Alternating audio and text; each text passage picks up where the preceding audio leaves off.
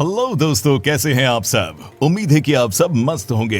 दोस्तों, आज हम बात करने जा रहे हैं भारत के उत्तर पूर्वी राज्य सिक्किम की। भारत का दूसरा सबसे छोटा राज्य जो हिमालय की पर्वत श्रृंखला के बीचों बीच बसा हुआ है। 7,096 वर्ग किलोमीटर में फैले इस राज्य में करीब 6 लाख की जनसंख्या निवास करती है। सिक्किम वो राज्य है जो कुछ अरसे पहले तक भारत का सबसे अमीर राज्य भी हुआ करता था। हालांकि ये अचीवमेंट अब इसके पास नहीं रहा। इसके हाथों से फिसलकर ये पद अब भारत के अन्य स्टेट के पास है। लेकिन जब बात खूबसूरती की आती है तो ये राज्य आज भी भारत का नंबर 1 स्टेट ही कहलाता है। यही नहीं, ये इतना खूबसूरत है कि इसे पूर्वोत्तर का स्विट्जरलैंड तक कहा जाता है। दोस्तों, अब सिक्किम का कंपैरिजन स्विट्जरलैंड से हो ही गया है तो आपको ये भी आइडिया लग चुका होगा कि सिक्किम की खूबसूरती किस लेवल की होगी। इसकी नेचुरल ब्यूटी इतनी फेमस है कि केवल भारत देश ही नहीं, दुनिया के कोने कोने से लोग पहाड़ों पर बसे इस राज्य में घूमने सिर्फ इसलिए आते हैं ताकि वे यहाँ के अद्भुत नजारों को अपनी आंखों से देख सके, जिन्हें देखने पर यह एहसास होता है कि मानो स्वर्ग के दर्शन कर लिए हो। स्वर्ग के इस एहसास की सबसे बड़ी वजह है यहाँ मौजूद 18 पर्वत चोटियां, 80 से अधिक हिमनद, 227 झीलें, 5 गर्म झरने और तो और 100 से अधिक नदियां, वो भी मात्र इतने छोटे से इलाके में। वैसे केवल सिक्किम ही नहीं, इस राज्य के लोग, खासकर यहाँ की लड़कियां भी बेहद खूबसूरत होती हैं। इतनी खूबसूरत कि इन्हें देखते ही कोई भी इन पर फिदा हो जाएगा। सिक्किम के लोग जितने खूबसूरत होते हैं उतने ही ज्यादा पढ़े लिखे भी होते हैं, क्योंकि सिक्किम वो राज्य है जहां की 90% जनता साक्षर यानी लिटरेट है। ये कितने पढ़े लिखे और समझदार होते हैं इसका पता आपको तब चलेगा जब आप अपने जीवन में कम से कम एक बार इस राज्य की यात्रा पर जाएंगे। दोस्तों, आपको बताना चाहूंगा कि सिक्किम राज्य मात्र 4 जिलों को मिलाकर बना है, जिसकी आधिकारिक राजधानी गंगटोक है। आप सिक्किम के किसी भी गांव, गली या चौराहे पर चले जाइए, यहाँ आने वाला कोई भी सैलानी भगवान स्वरूप होता है, जिसकी सिक्किमी लोग हर संभव मदद करते हैं। अपने राज्य में बाहर से आए लोगों का ऐसा सम्मान करते हैं जैसे भारत देश ही नहीं, दुनिया की किसी भी कोने में देखने को नहीं मिलता। हैरान हुए ना? अगर हाँ, तो आपको बताना चाहूंगा कि ये तो बस एक शुरुआत है। अभी तो ये प्रदेश आपको और भी ज्यादा सरप्राइज करने वाला है। क्या आप यकीन करेंगे कि लगभग 90% साक्षरता वाला ये राज्य कृषि प्रधान राज्य होगा? जी हाँ, ये सच है। यहाँ लगभग हर परिवार किसानी से जुड़ा हुआ है। यहाँ के लोग टेरेस फार्मिंग में माहिर होते हैं। यहाँ के किसान सबसे ज्यादा इलायची की खेती करते हैं। वहीं अन्य फसलों की बात की जाए तो सिक्किम में अदरक, संतरा, सेब, चाय का उत्पादन भी बड़ी मात्रा में होता है। सिक्किम वो प्रदेश है जहाँ के लोकल लोग एक अलग ही देश के मूल निवासी हैं और वो कुछ इस तरह की यहाँ आने वाले अधिकतर लोग नेपाली मूल के हैं, जिनकी संख्या सबसे ज्यादा है। वहीं यहाँ बोली जाने वाली भाषाएं किसी को भी हैरान कर सकती है। वो इसलिए क्योंकि इतने छोटे से प्रदेश में 11 भाषाएं ऐसी हैं जो आधिकारिक रूप से यहाँ बोली जाती हैं, जिसमें नेपाली, सिक्किमी, हिंदी व लेप्चा सबसे महत्वपूर्ण है। सिक्किम की खूबसूरती में 4 चांद लगाने के लिए यहाँ मौजूद है पक्षियों की 552 प्रजातियां। इनमें से कुछ पक्षी तो ऐसे भी हैं जो केवल सिक्किम की धरती पर ही मौजूद हैं और वहां के आसमान में उड़ते हैं, जैसे हिमालय गिद्ध, वो पक्षी जिसकी अपनी एक अनोखी पहचान है। सिक्किम की नेचुरल ब्यूटी यहीं खत्म नहीं होती, बल्कि इसका एक और नमूना है यहाँ पाए जाने वाले फूल और पौधे। क्या आपको पता है कि इस छोटे से राज्य में करीब 5000 फूलों और पौधों की वैरायटीज पाई जाती है। इनमें से 500 प्रकार के तो केवल आर्किड फूल हैं, जो आपको केवल सिक्किम की धरती पर ही देखने को मिलेंगे। वैसे सिक्किम में आर्किड फूल का क्या महत्व है, वो इस तथ्य से ही समझ जाएंगे कि इस प्रदेश का आधिकारिक फूल ही आर्किड ही एक प्रजाति है। नाम है डेंड्रोबियम नोबाइल। केवल फूल पौधे ही नहीं, ये प्रदेश यहाँ मौजूद हर तरह तरह के जीवों के लिए भी दुनिया भर में जाना जाता है। स्वच्छता के प्रति सिक्किम इतना गंभीर है कि इसकी राजधानी गंगटोक देश के मोस्ट क्लीनेस्ट शहरों में से एक है। यही नहीं, साल 2010 में सिक्किम को सबसे स्वच्छ राज्य के रूप में भी चुना गया।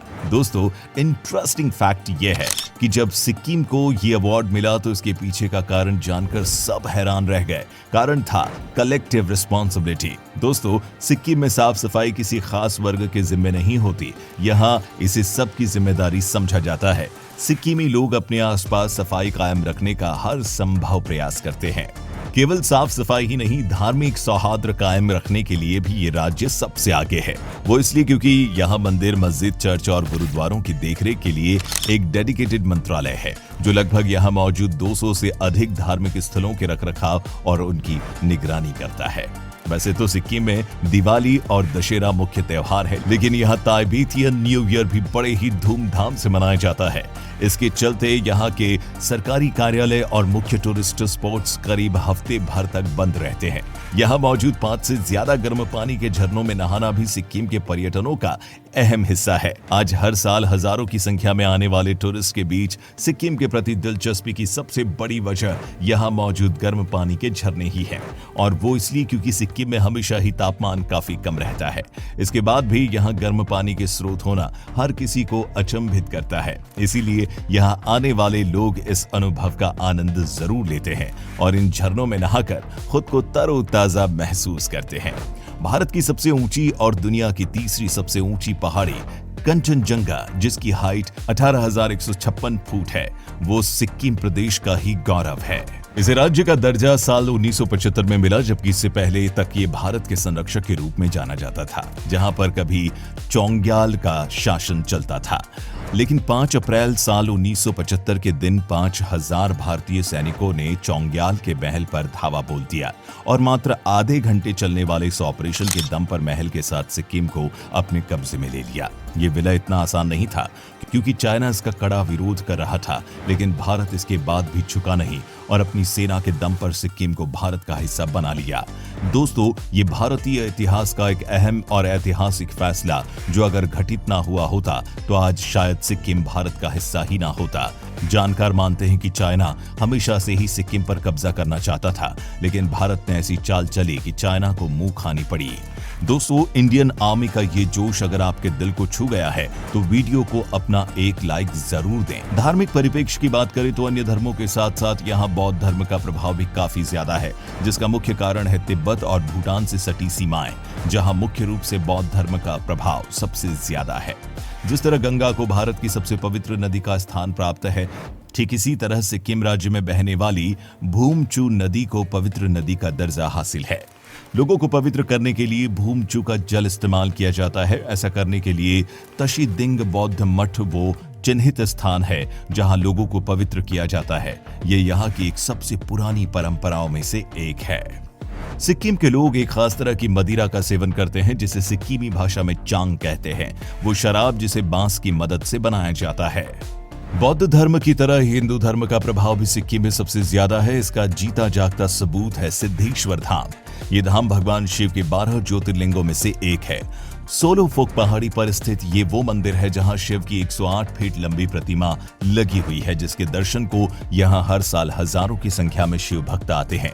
सिद्धेश्वर धाम आज सिक्किम का प्रमुख पर्यटन केंद्र है। घूमने फिरने के बाद अब जरा कुछ खाना शाना भी हो जाए। आपको बताना चाहूंगा कि जिस तरह खाने पीने के मामले में पंजाबी मशहूर है, सिक्किम के लोग भी किसी से कम नहीं है। इसके अलावा यहाँ मौजूद बाबा हरभजन सिंह का मंदिर वो जगह है जहाँ बाबर से आने वाले सैलानी सबसे ज्यादा होते हैं।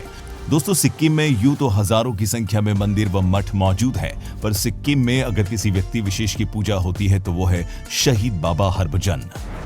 सिक्किम की धरती और वहां के लोग बाबा हरभजन का बहुत सम्मान करते हैं। यही नहीं, बाबा हरभजन को नाथुला के हीरो के नाम से भी जाना जाता है। कहा जाता है कि बाबा ने अपनी जान की बाजी लगाकर चीनी सैनिकों को रोक कर रखा, सिर्फ इसलिए ताकि उनके देश की सीमा सुरक्षित रह सके, जिसके चलते वे वीर गति को प्राप्त हुए।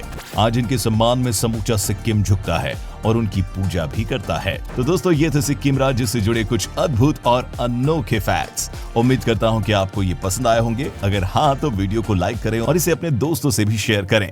वीडियो को अंत तक देखने के लिए आपका धन्यवाद।